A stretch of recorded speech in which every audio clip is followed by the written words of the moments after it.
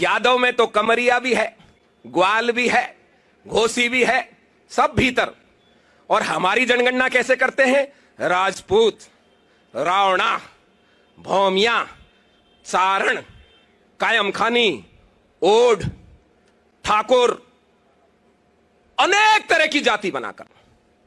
अब से जो जनगणना होगी वो सिर्फ क्षत्रिय के नाम पे होगी, हम और कुछ नहीं लिखेंगे, केवल क्षत्रिय। क्या आप तैयार हैं इस चीज के लिए? क्या आप तैयार हैं?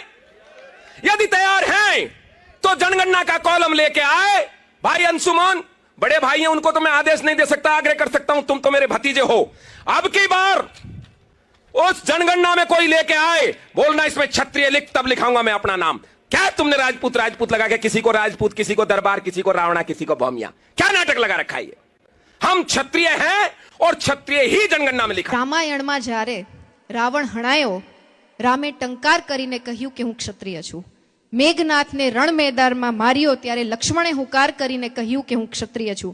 ભરતે ભાઈ માટે રાજપાઠ છોડ્યું, રામને નમીને કહ્યું કે હું ક્ષત્રિય છું। શત્રુઘ્ન કદાચ કશું બોલ્યા નહીં, પણ સેવાથી જેમણે સમજાવ્યું કે હું ક્ષત્રિય છું। અકબરની રાજનીતિ થઈ નકામી, એવા રાણાએ સમજાવી દીધું કે હું ક્ષત્રિય છું। ઔરંગઝેબ કટ્ટરવાદી ભલે બન્યો, પણ શિવાજીની તલવાર બોલી ઉઠી કે હું ક્ષત્રિય છું। સરદારનું અખંડ ભારતનું સ્વપ્ન, રજવાડાઓનું દાન બોલે છે કે હું ક્ષત્રિય છું। દેશ સરહદે વીર સૈનિકો જાગતો રહે અને શત્રુને પડકારતો બોલે કે હું ક્ષત્રિય છું। ભારતભરના પાડિયાઓને પૂછજો તો અંદરથી અવાજ આવશે કે હું ક્ષત્રિય છું।